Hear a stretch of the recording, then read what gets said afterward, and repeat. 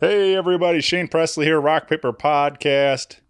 Thanks for checking out another brand new episode of the show. Just want to start by saying that apologize for the delay. It's been a bit since we spoke, but I'm back. I took a little hiatus. Been working a lot of overtime, trying to get a new home and sell a home and all kinds of stuff. So thanks for bearing with me, but super excited to have this episode out, and had a great time recording with my buddy Greg Heaney.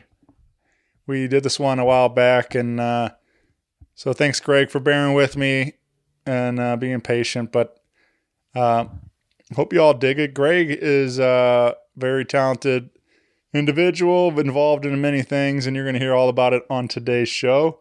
Be sure to check out his podcast, the Greg Heaney Music Podcast, wherever you're getting your podcasting at, and find his band Knifehand on all your music platforms. And you're going to hear a track closing out this show, along with, we did a live acoustic one on the show, so hope you dig it. With that out of the way, sit back, relax, and enjoy a brand new episode with my buddy, Greg Heaney.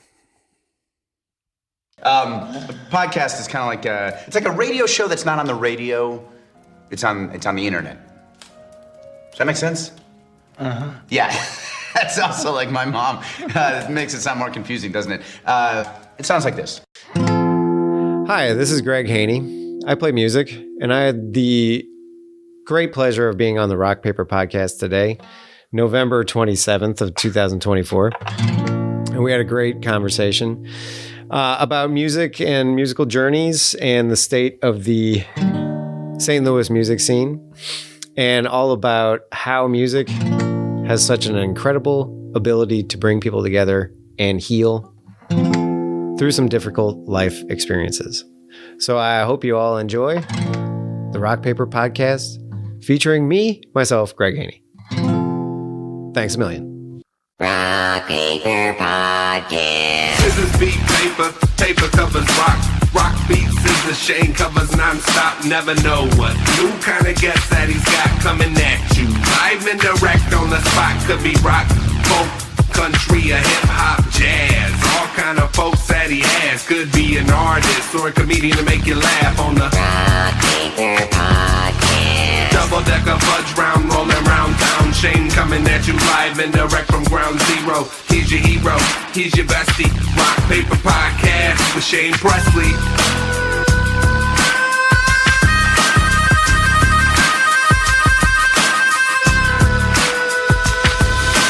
Rock Paper Podcast. Hey everybody, Shane Presley here, Rock Paper Podcast, coming to you from St. Louis, Missouri. Hanging out today with Greg Heaney.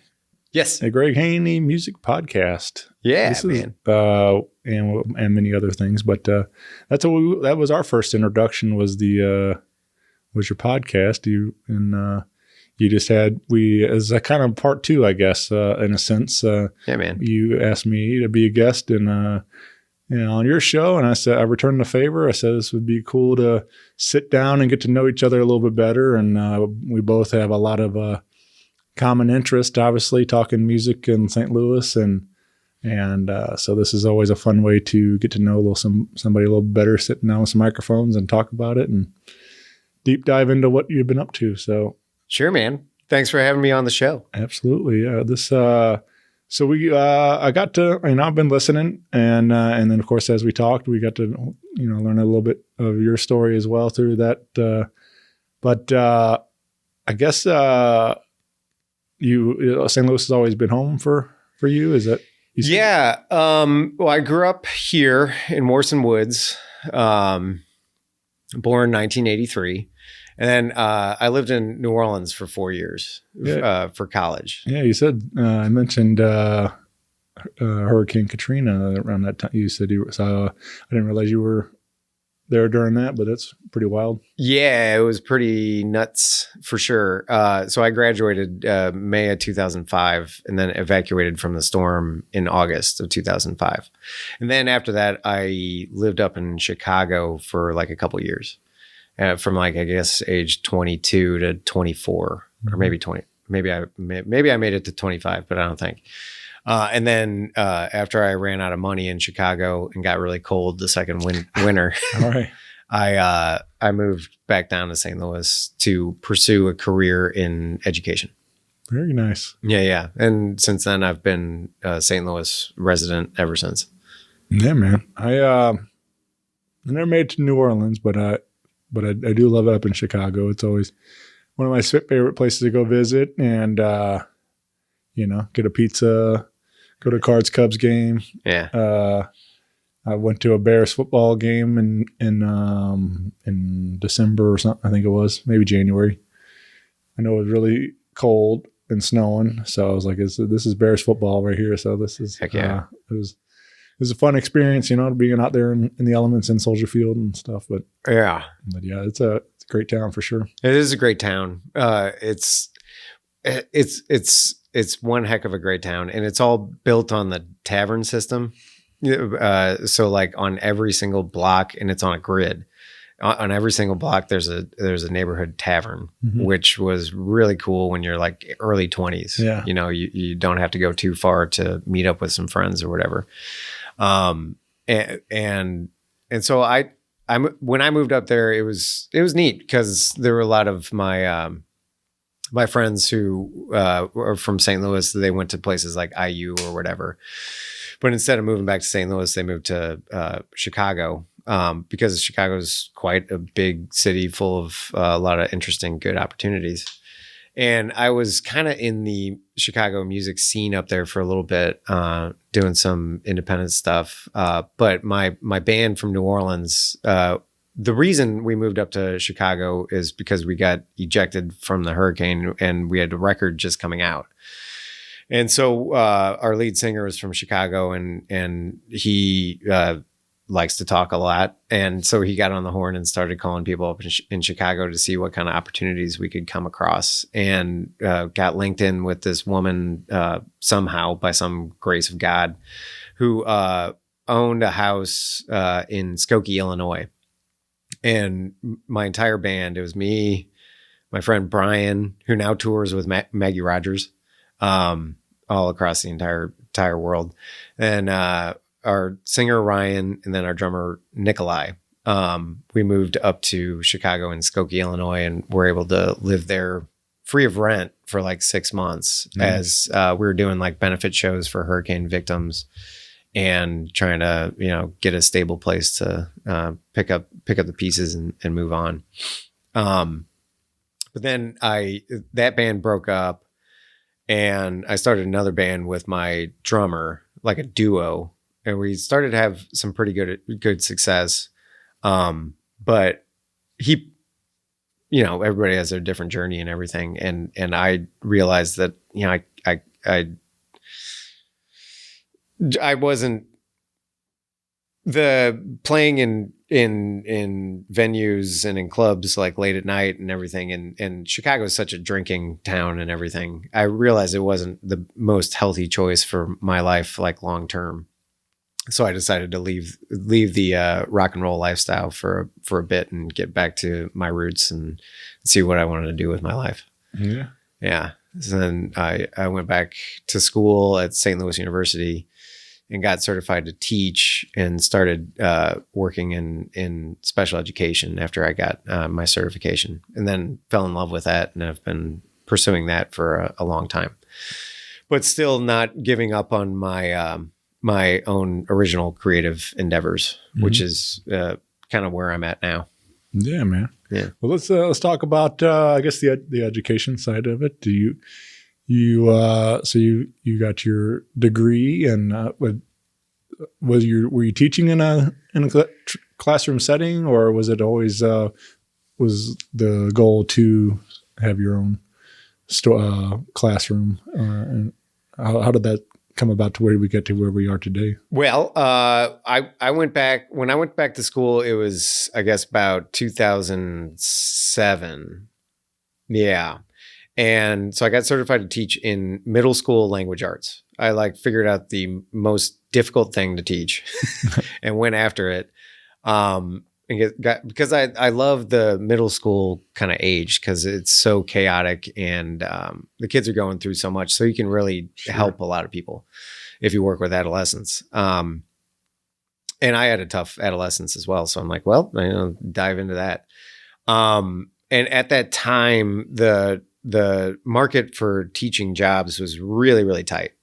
So a lot of places weren't hiring that much. There were a lot of people that just kind of were staying in their jobs for long term. So there weren't that many openings.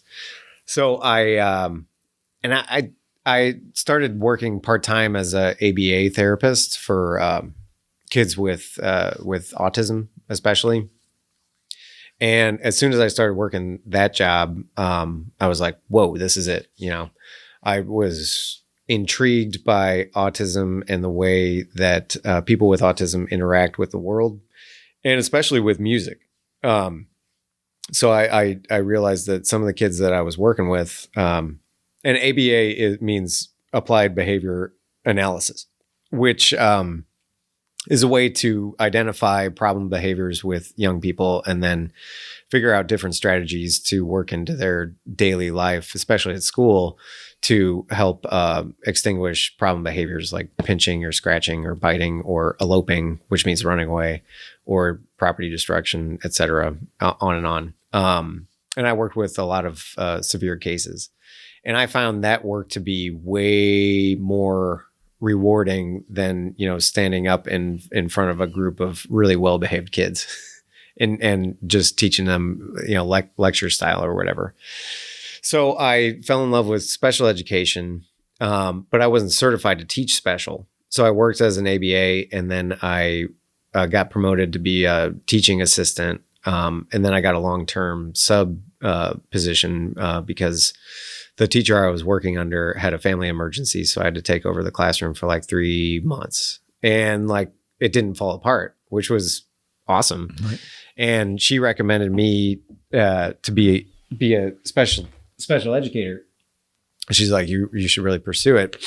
So at least in those times, I think it's still the case, but you can go and just take the praxis exam, which is kind of like the LSAT or, like whatever other kind of test to achieve another certification. So I took the praxis in special education and passed it. So I got certified to teach special. And then I got a full-time job with special school district as a teacher then.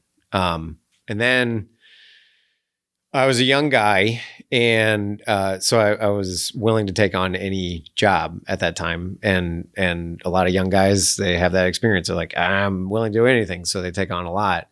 And so I started a pilot program, which was basically designed to prevent some very, very extreme behavior involved students to try to keep them from going purchase a service, which means going to an agency or a institution, and keeping them in the school system, and hopefully keeping them in their home life, and helping the families of these students. So I worked with especially one student that was super highly behaviorally involved, like biting, kicking, wrestling. On the second day I was working with him, he ripped out all the ceiling tiles in the room that we were working in, and then started ripping down all the internet cabling up there and trying to hang himself with them. So that was a fun introduction to my first real legit teaching gig. But I worked especially with that one student for 2 years. And we got him to the point where he was going out into the community with his classroom and working on job placement skills. And he was functioning in the classroom, and he was really like a school leader. So I was really, really proud of that 2-year span of time that I spent in education. But also through that, I was like, I can't do this for more than 2 years.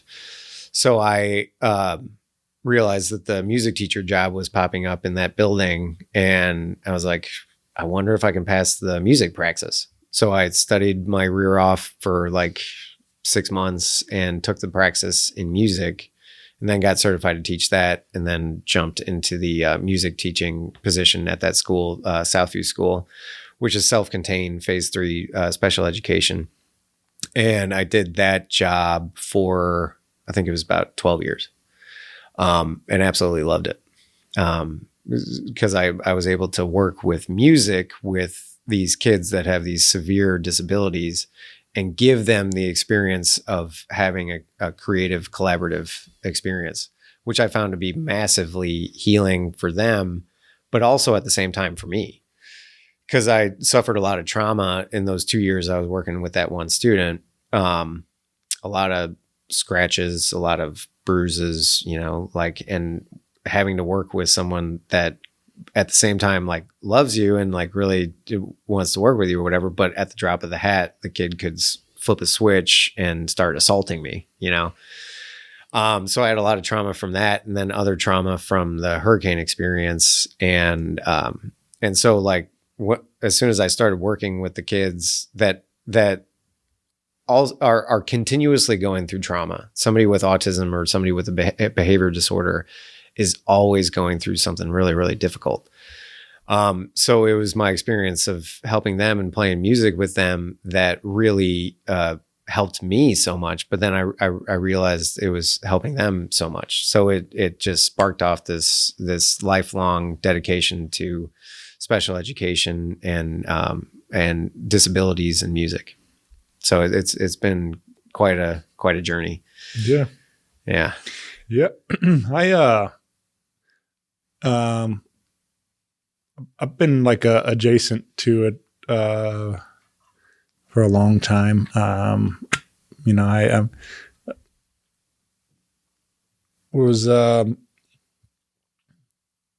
when my growing up, like high school, my dad dated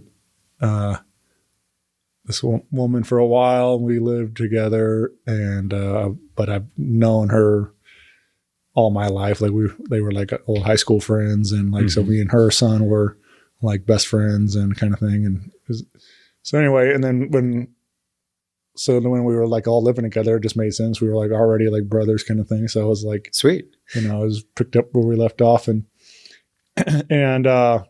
but she worked in doing like a therapeutic horsemanship, so she would cool do things with some more physical special needs and stuff, and that therapy like that, and I would volunteer and help out with some of that at times, and then like through the public school system, I see a lot of it, and like it's not just watching as like the teachers work, and you see the day in and day out, like going through what you're talking about with getting, hit and all the things. Obviously it's a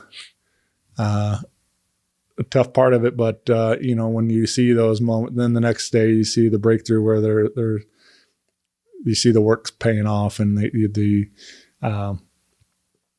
and so as an outsider perspective, like watching some of the stuff is like, I'm glad that people are doing this work. I was kind of wish I was able to be more involved in a sense. Like would have maybe considered getting into the classroom like that. Like education was always something that I thought about. Like, which is why I started working in the school system anyway. It was like I started going to night school, hated it. I was like working construction during the day. And I couldn't stay, I was falling asleep in class and everything else. Like it was just so then I started working at the school at night to go back to college during the day. And then 20 years later, I'm still doing this. I never made it back to college. And like, but that was, the goal was like, I wanted to get into education and teach and coach and all that. But, life changes. I think. For sure. But anyway, all that to say, I'm like, it's cool that you are doing that, and that you found your passion in this music and special education, and that you're making a difference for these kids and trying. Yeah, man. Yeah, it's really tough. And I did leave that job that I was in for 12 years. I mean, 12 years is a long time to do anything, Right. anyway, but especially now, and there's new things coming out about special school district in particular, and I don't want to dog on them too much or whatever, but they have some pretty massive problems with staffing, especially, and it's really, really difficult work, really, really difficult, and the quality of new educators coming into the system is a little bit too low, in my opinion. And so SSD now has like a hiring freeze going on. They have all these budget problems, and then they have all these problems with discipline, especially, and enforcing consequences on kids, because there's so much pressure from parents. And it's a really, really, really difficult time in education. So I started realizing, post COVID, after the mask era, which I still have a scar on my nose from, after that era, like the needs of the kids have just ridiculously amplified, because they're processing through that time, and so it's like the most difficult time to be a teacher right now. So I started noticing in my job, I was like, I am still giving my all, and it's not enough, in a lot of ways. And then I've got my own 2 kids at home, and then I would come home and I'd be like drained. Mm-hmm. I can't really, and all my patience was used with my students. So then I would lose patience on my kids, and I'm like, I don't want to be doing that. So I left the job, and I spent about 8 months just trying to make it with my own company, my LLC. I have a production company, which is pretty diverse. I produce a lot of charitable events or like benefit concerts, and then my podcasts, and then the band, and then I have a private lesson business where I work individually with kids or young adults, or pretty much anybody that wants to take lessons. And so I did that for about 8 months, and I realized that with my kids at home, I needed something more stable and just predictable. And the process of like client acquisition, and then making sure that it's dependable income, especially week by week, was really, really difficult. And so I made a decision to go back to the classroom and take a more traditional music teaching job. So I started working at my grade school that I grew up at, because they found me, and I was like, this is kind of cool, and I can get health insurance. And so I started that job in September of this year, and I've been there since then. And it's been a massive, massive blessing just to get back in the classroom. Not necessarily special education, but I use a lot of the same techniques and everything, and it's very applicable to general education. And I'm noticing even in like a Catholic grade school, kids are kids, and every kid has issues. And every kid out there that is in school needs some help and needs a good teacher. And if I can be that for any kid that I have the blessing to work with, then that's my responsibility, and I should do it. Mm-hmm. So doing that, and then juggling the band and the podcast and still some private lessons. I think I've got 3 or 4, maybe 5 students right now. So staying busy. Yeah, man, many hits. Yeah, I try. Yeah. So that's so is that where now you're you said Music Explorium?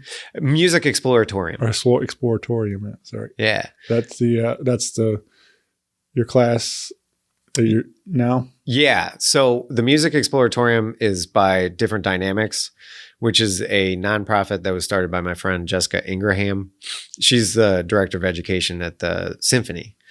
And she started Different Dynamics about 4 or 5 years ago because she saw a need in the greater St. Louis region to increase access to creative expression for folks with special needs.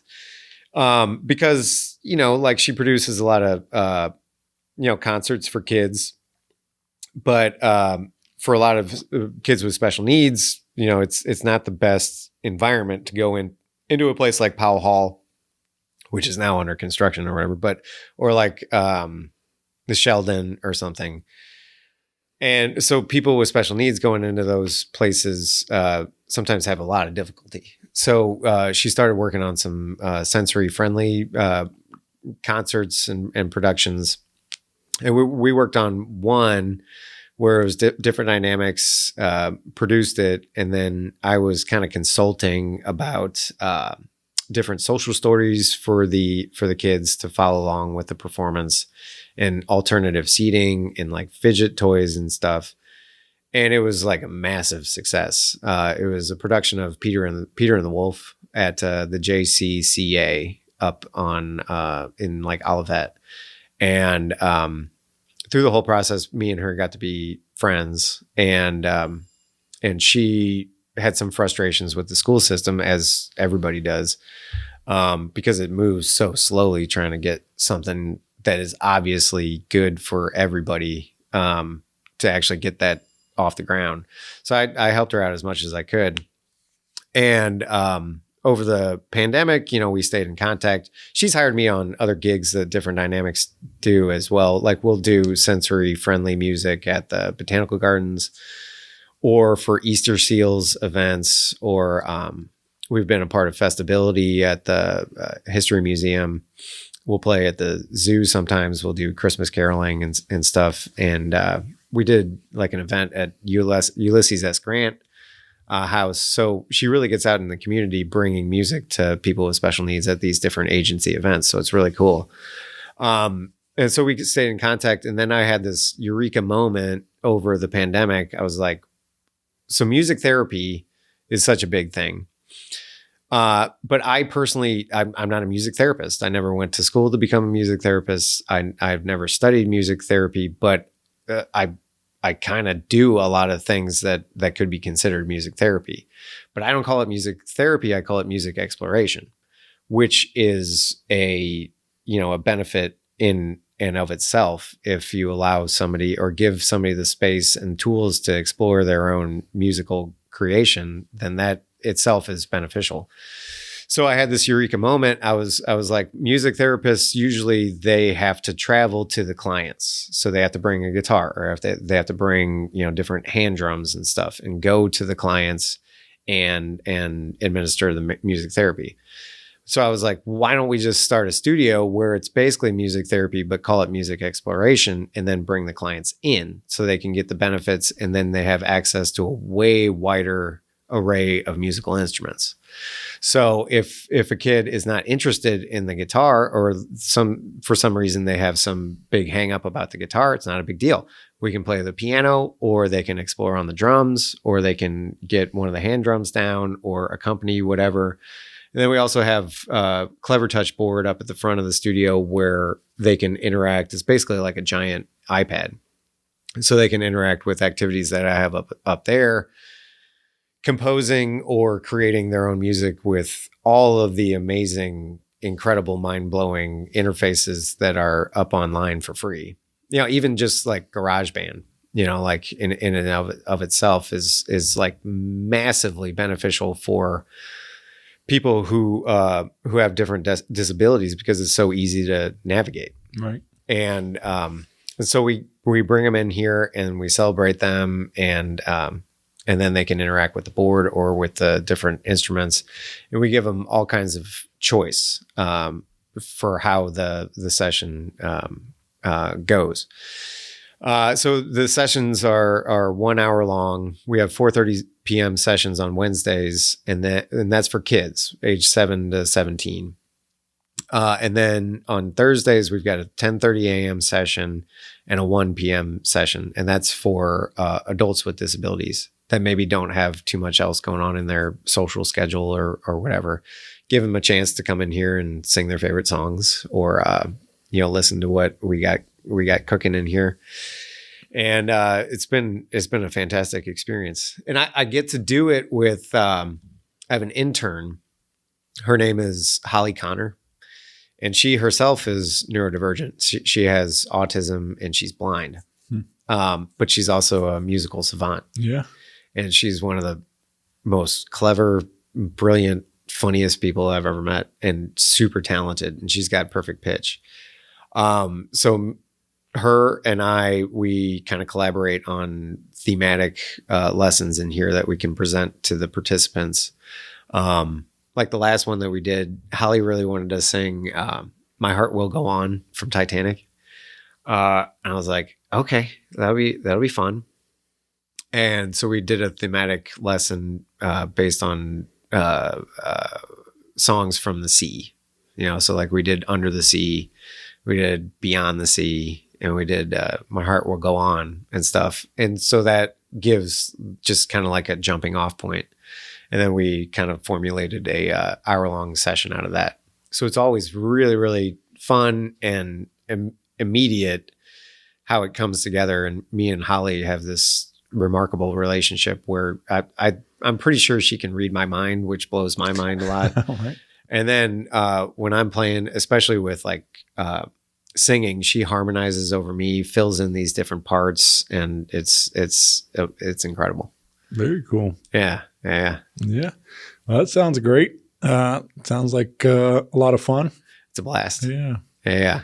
So we're trying to get the word out as best as we can. Sessions are $25 an hour, or you can buy class passes, either 8 classes or 16 classes. And the price goes down, obviously, if you buy more, like a block of classes. And we got about, our numbers are relatively low right now, which was something I didn't anticipate. I thought there would be a lot more buy-in, but now I understand it. Like families of people with disabilities are basically like in crisis all the time. They don't know what to do. They don't know how to get services for their kid. They are always struggling. So when there's a new program that comes out for families with people with disabilities, it's really tough to insert something like that into their weekly routine because they're pretty well set. So it's been a bit of a slow build, but we've been doing it for a little over a year now. And we have 3 groups that are really core good groups that we can build from and start adding new participants into. So it's a blast. And I have a bunch of really good volunteers that come in, and some of them are neurodivergent themselves. One of my former students, Marissa, comes in every now and then, and she does great with the people with disabilities because she has a disability herself. And then I got another guy, John, who's neurodivergent on the spectrum, but he's a success story. He's just out there working and everything, but he still loves to come in and help with the sessions. And I got 2 high school guys. They're typically developing, but one's at Burroughs and the other one's at like Parkway. And they're just looking to get some experience with special education. And they've ended up being an amazing help to the program and work really, really well with the kids. So if anybody's listening that wants to start volunteering in the program, hit me up, heaneygreg@gmail.com, and we can hopefully get you in here. Nice. Yeah. Well, let's shift gears a little bit into once another branch of what you're doing, but with music. We've talked about you played in a couple different bands, and you brought a guitar. I did. Thought that might be fun if we take a little musical break. Sure, man. If you wanted to play one. You want me to do a tune? Sure. Cool. I think that'd be fun. Yeah. We could do... So I can kind of point this mic towards my guitar, and then we could swing that one up. Yeah.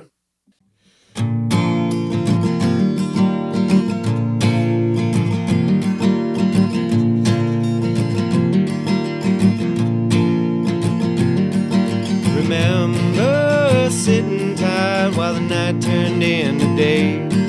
Believe me, I wouldn't want it any away. Remember you were trying to navigate away. Leave it up to you to put me in my place. Remember that signal fire, we can get out without a trace. Remember all those things that we always tried to do. All that walking, talking, wore out my favorite pair of shoes.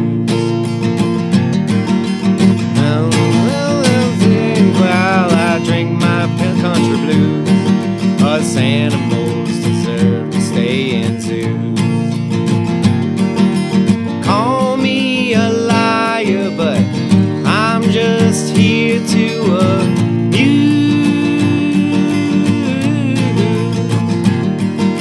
Remember November, remember December, remember my love. Remember until my day is done. Remember my love.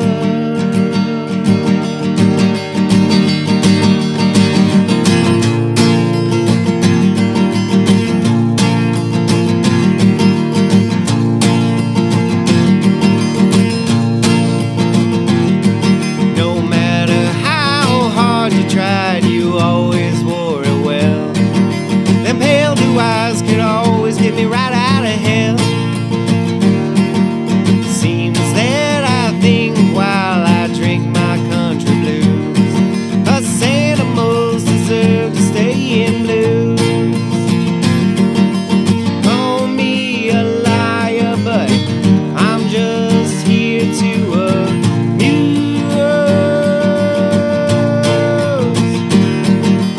Remember until my day is done. Remember my love.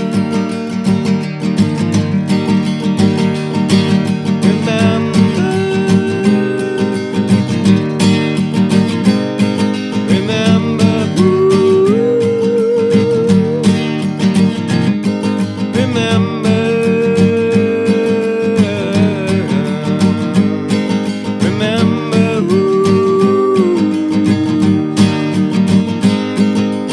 never underestimate her powers to persuade. I'll never forget the promises we made. Remember November, remember December, remember my love. Remember November, remember December, remember my love, my love, my love, my love, my love, my love, my love, my love, my love, my love, my love, my love, my love, my love.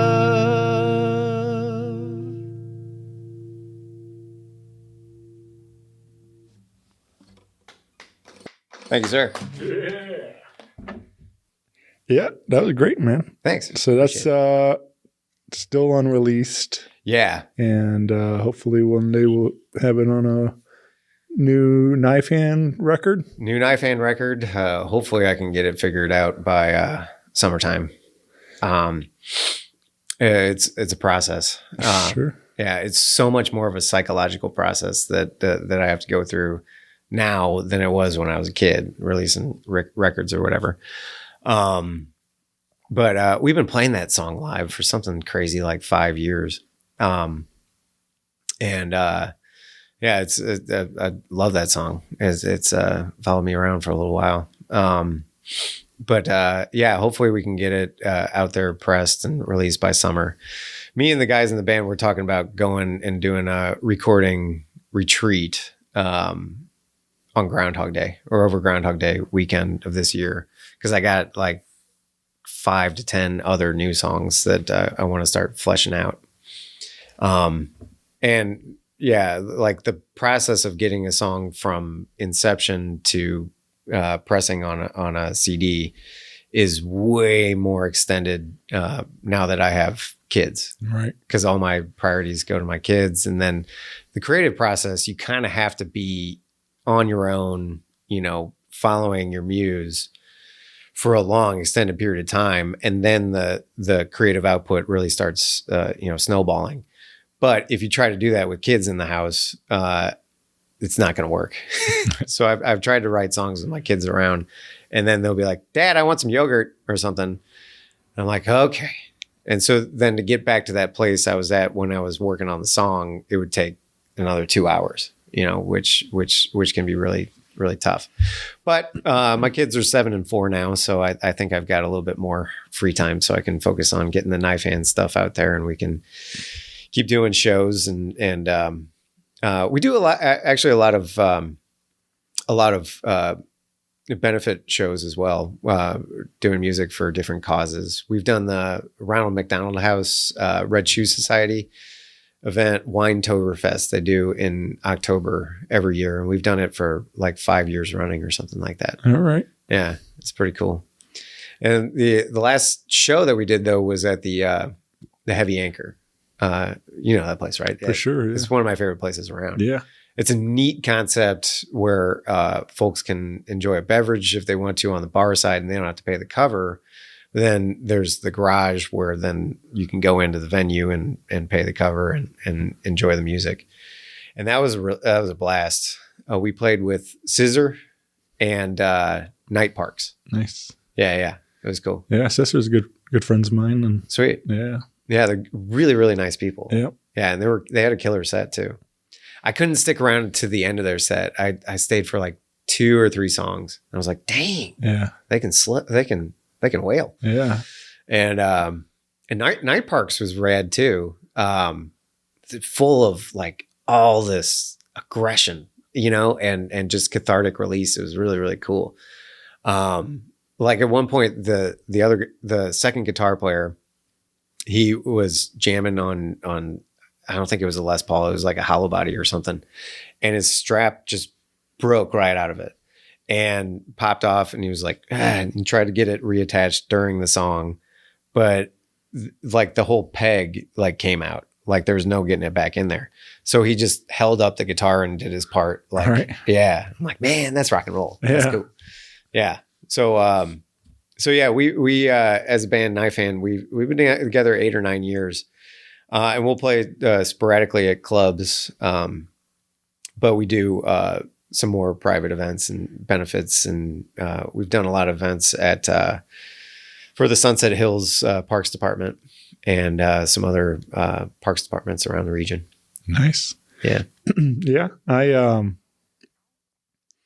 I was thinking we didn't get into it on the your show, but as you mentioned, like benefit concerts and stuff, I was thinking I do and charity and non for profit and everything. There's also a connection there. I do my mom was diagnosed with a stage 4 glioblastoma brain cancer in 19, and we did an event to help with her medical bills at the time, and put together a show called Dubstock that year. And we did, had a lot of fun with that. Invited a bunch of my friends, Al Holiday and Big Mike Aguirre and Jackson Stokes. And we had a great time. And then that was 19, then COVID hit. We tried to revive it in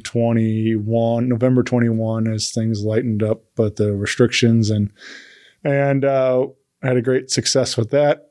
And then I tried to, May is Brain Cancer Awareness Month. Yeah. So I moved it to Mother's Day. Well, it ended up being on Mother's Day in 23. Yeah. So we took like another 1.5 years off as waited for May to come around. I don't. It previously was always in the fall. Those 2 years because that's kind of when the first one out of necessity, second one just because it was of when it was available. So, but going forward, I was like, I want to move it into May, and so we did that, and it was a good success also. And despite being Mother's Day, and we and then I want to do in 14 or 2024 here, but end up having to hit pause. But anyway, how's your mom doing now? Well, my mom passed. Oh, I'm so sorry. In December of 19. So okay, yeah, it was. Sorry to hear that. Yeah, it was tough, and it was very, very aggressive, and which was diagnosed in June and was going in December, and so yeah, it was. But she was able to attend the first one, and music was a big part of our lives, and sure. So we had since to put on this concert in her memory, and for her, and then in her memory, and it was it's tough, but I'm trying to do. I have all these friends around, and it's fun to do stuff for other people and help lift some spirits while we're doing it, and maybe, like I said, make it a little easier for some other people going through real hard times. So it's all that's we have a lot of similarities there as well. So cool, man. Yeah, I'm about 90% sure my grandpa had the same form of cancer. And it was terrible. Yeah. So my heart goes out to you. The brain cancers, it's terrible, and it acts so fast, and there's nothing really that you can do, right? Except for like some steroid treatments and whatever, and improving quality of life. But that's I'm sorry to hear that, but that definitely speaks to the healing power of music. I agree. I think there's a lot to it, man. I don't know, is that all the science behind it, but definitely, it brings us all together, makes, there's all sorts of parts of it, even on a personal level, there's songs that make me, remind me of her now, or, make me, go back to, different memories and stuff. And, or the fact that, like I said, it brings all there's a community aspect to it all, where we come together because of these songs and stuff, and so there's a lot of power in there for sure. And man, it's really special. Yeah, I did a benefit event for a friend of mine, Drew Barker, who's suffering from ALS, and it's so terrible, because it attacks the best people in the world, and this is such a great guy. He worked his entire career as he would get deployed to disaster areas and just bring aid and go on missions of saving people for his entire career. And then he came down with ALS, I guess, about 2 years ago, started noticing some things, and it just progresses so quickly, and everybody was just in shock, and it's like, what are we going to do? And his home situation, he lives in South City, and it's not a very accessible home. So he needed a lot of money to build a ramp, or get a van that he can be mobile with, or, just pay for medical expenses and stuff, medications and whatnot.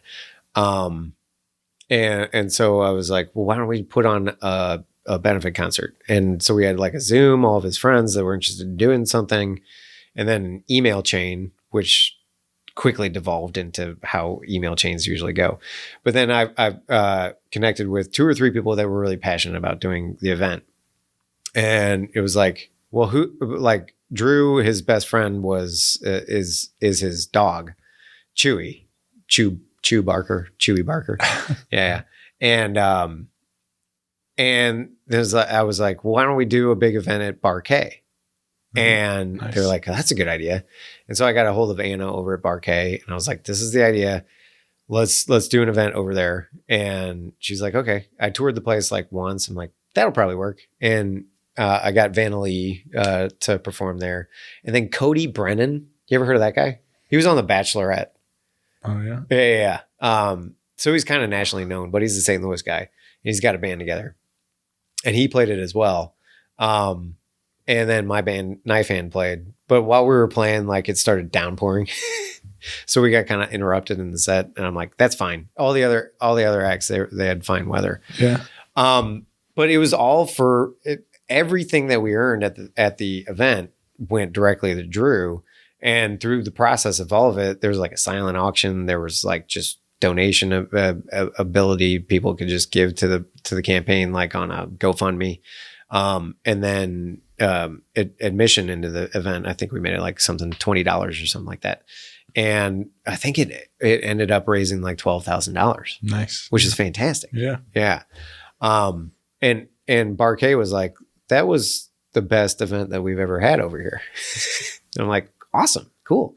So like the impulse to help people often leads to these great experiences that bring people together because everybody realizes that they want to do something for somebody that's going through something.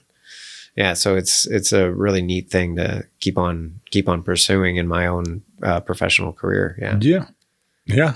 I'm with you, man. Yeah. I have a lot of fun with it. And, even though it's,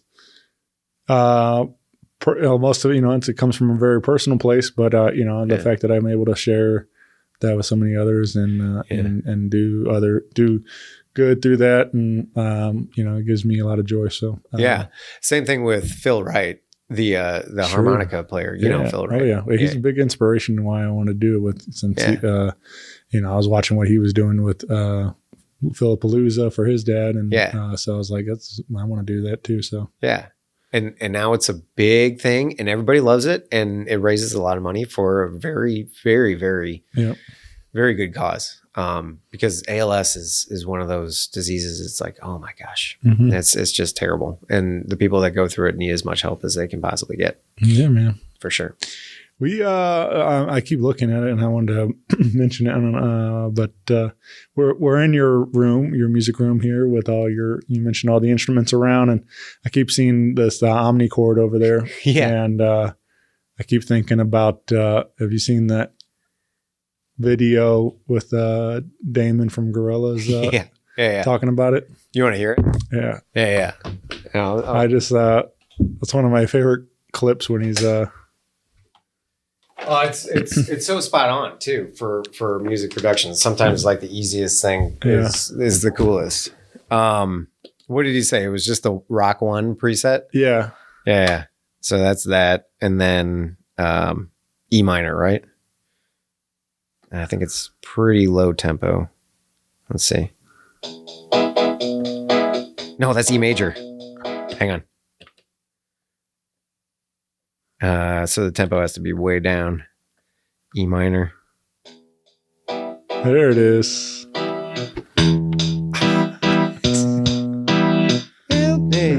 I'm feeling bad. I got sunshine in a bag. I'm useless, but not for long. My future is coming on it. And then there's like the fill. Finally, someone let me out of my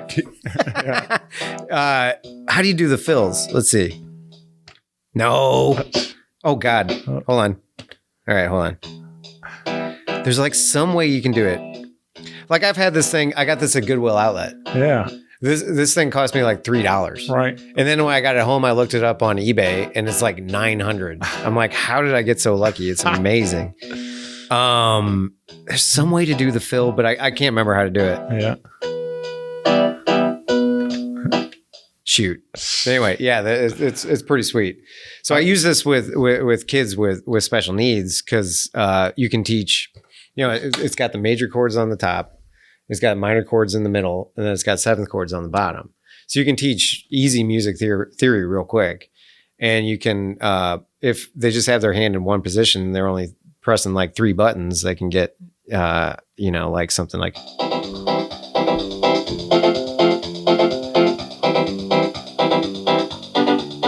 And then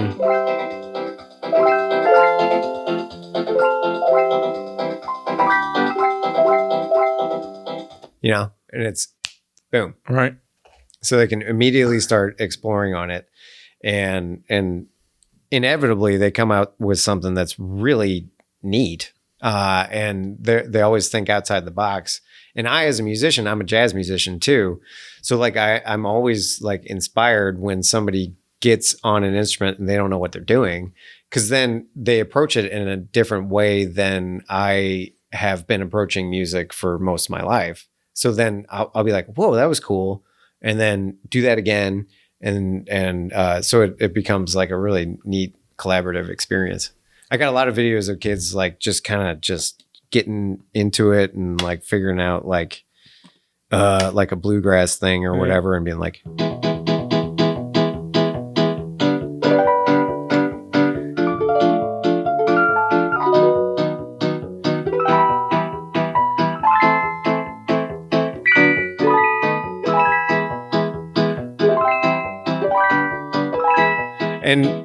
and going way outside the lines of typical music theory. But that's kind of the music that I really like, Right. is when you kind of break down the rules and start approaching it in different ways. So this is one of the things that we use in the Music Exploratorium to help with either composing or accompanying the music that's going up there. So I can take out the drum sound as well, and I can just have like manual chords as well. So if we have a song like La Bamba or something like that, it can be just like,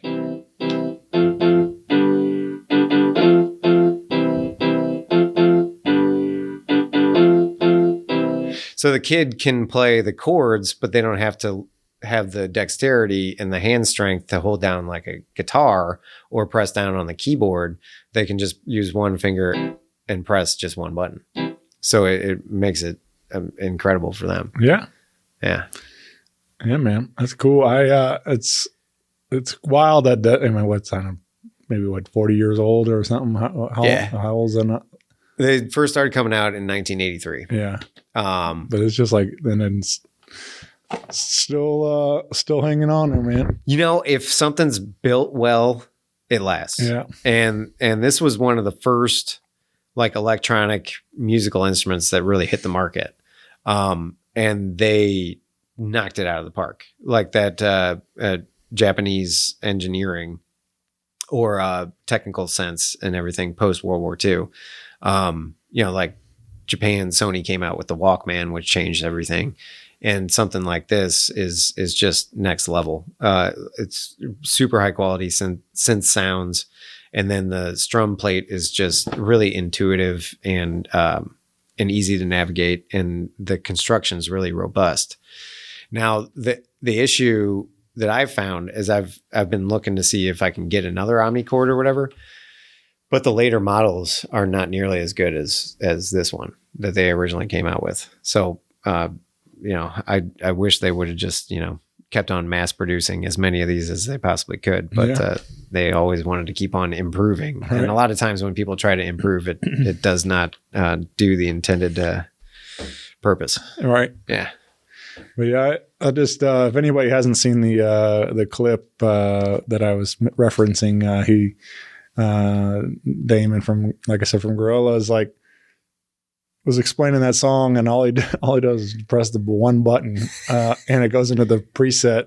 Yeah, which that's all built into there already, and he pretty much has the entire song that blew up to be a massive hit, and right. It's like how easy it was to have this at least the sample, and then of course wrote the raps over, but right, and it's really cool, and that's why I love to teach to young people that are pursuing music. Is you don't need to make it complex to connect with people. You just have to make something that sounds cool, right? Or that hooks in with people and connects with them on like an emotional level. But, and that's where I really see hope in the future of music, is that never goes away. Sure. Just young people finding something that sounds cool and then sharing it with their friends, and then their friends share it with their other friends, and that creates like a scene or a movement. Yeah. I think it's fun that like to see, like I said, same thing about sounding cool. Like, we can make music with a lot of non-traditional ways, it's like, Oh yeah. And I've seen like, I've gone to shows, and one in particular comes to mind with seeing Tyler Bryant and his band. There was that back when Gramophone used to do shows, and he their drummer jumps off stage with drumsticks and just starts like playing the floor, playing stools, table, anything, and then you could tell he's just like kind of hitting stuff to see what these sounds, and then you're like, oh, that sounds cool. Comes back to something, and then he's like starts doing fills and doing, and then he like, and it was just fun to watch. It's entertaining, is because it's live happening right in front of you, but he's also sounding good, and Right. he's still making music even though it's just the floor, and, Right. Yeah. So. And like I think Beck did that on one of his tours. Like he set up like a dinner table on stage, and all the performers started dinging on like cups and plates with the silverware, and then they formed like the song out of that, and then it went into something cool. So yeah, I ascribe to the notion that music is all around us, and everything can be a musical instrument. But it just depends on your approach. Sure, but it's cool that you're giving these kids all these different ways to be inspired and to find find what they digging. Yeah, for sure. But yeah, man, very cool. I really like what you're doing, man. I'm glad that we were able to cross paths and get to share some of your story. And sure, man. You can get Knifehand. We got the CD copies here in front of me, but are these available digitally and stuff too? Like if you want to. Yeah, you can stream it on Spotify, and you can get it on iTunes. I think it's on it's on like Amazon Music too. I pressed it through CD Baby, which I had still had an account with from my New Orleans band from like 2005. So they shopped it out to Spotify and the other digital outlets. And I think you can still buy physical copies on CD Baby. Or come see us at a show, which we need to start booking for 2025. Yeah. The streaming is there, but as with any independent artist out there these days, it's we don't make too much income off the streams, but we so severely appreciate whenever anybody listens to it. Yeah. And you can get where's the best place to reach out? You said the email, but email HeaneyGreg@gmail.com, or find me on Facebook, Greg Heaney Music, or just my personal profile, Greg Heaney. And I do have a website, HeaneyGreg.com, which I need to keep on updating and everything as well. It's always a process. Yeah. But yeah, that's my website. And then Different Dynamics Music Exploratorium has a site. Different Dynamics stl.org/TME to get information on the program here. And I believe we're linked in with our SoundCloud account on there too. So you can listen to some song examples from what we create in here.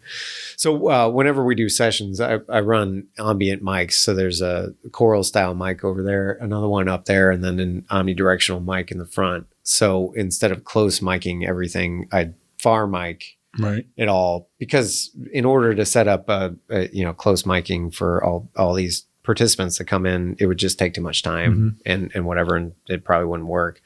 But still, I can get some pretty darn good quality recordings just with these three mics. It's nice. Yeah, that's cool. Yeah. And then Different Dynamics, definitely a big shout out to them. Amazing organization. So find me online, look to connect. I'm always looking for new podcast guests and other collaborative efforts to get involved in. Yeah. I mean, we really haven't touched on it a whole lot, but yeah, the pod, you've been like I said, recording for quite a while now, and but you've been having a lot of people, and you continue these conversations on there, especially deep diving into a lot of the different mental parts of it also. Like, so if you want to learn more, there's a lot of great conversations out there with Greg and his guests. And Thanks. like I said, those mothers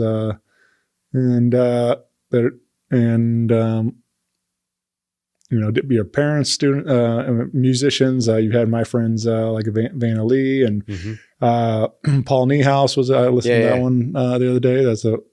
Paul's great. And good guy. He's making some waves out there. He's doing it. Yeah. And he was really gracious he just released his record. And so I got him in. We actually recorded it at the old Gaslight. Shout out to Kevin McKernan for letting me use that space.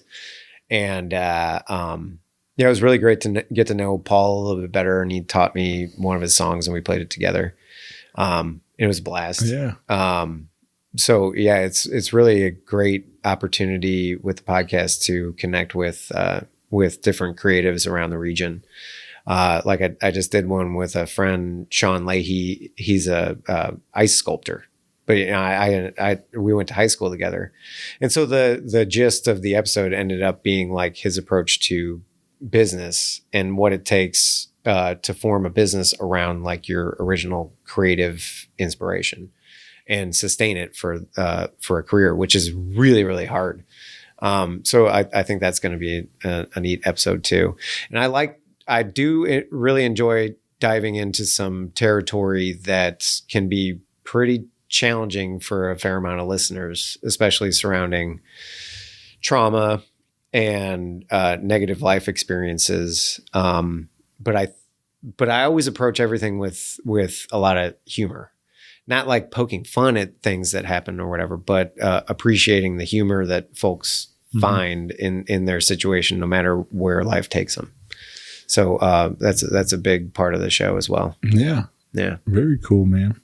Well, you can subscribe on your favorite pod platform and follow along. Like I said, Greg's got his personal page and his Greg Heaney Music on Facebook there, so you can find all that. Yeah, and the podcast is on Buzzsprout, and there's a site for that as well. Yeah. And I if people reach out, I can give you the link for the podcast on there. I can. I'll do my best to put all the links in the description and stuff, so people can get plugged in with you. So, but I appreciate you doing this, man. This was cool. Yeah, man, it was a blast. Well, thank you, Greg, and let's do it again soon, man.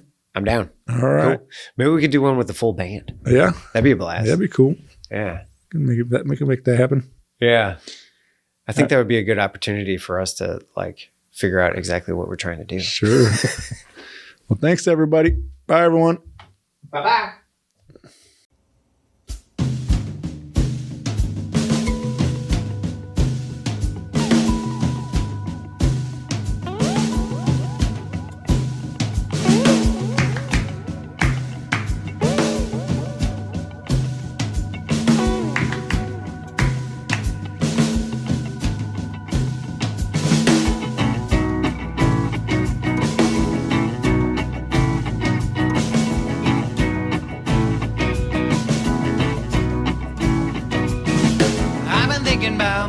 This my home. I've been thinking about righting all my wrongs. We've been living in a world we never known. Hey, hey, hey now. Hey, hey, hey. Hey, hey, hey. I can't go your way. You can contain away my woes.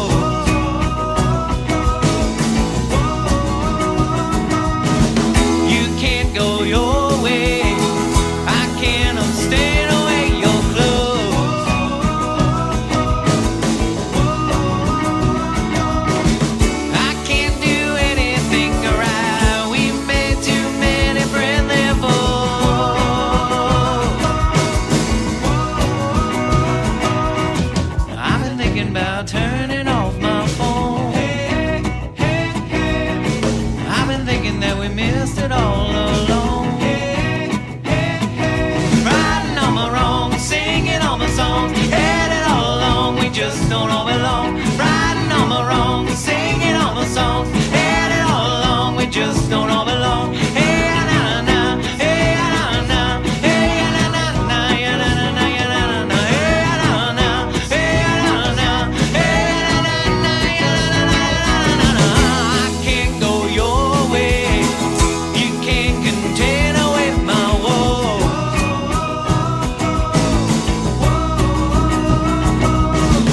You can't go my way, I can't abstain away your clothes.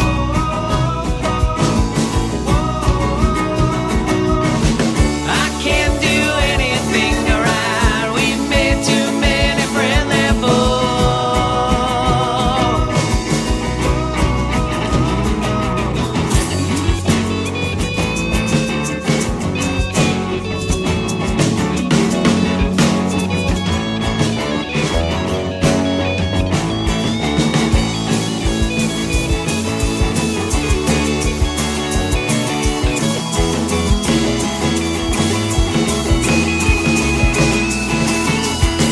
I can't go your way, you can't contain away my woe.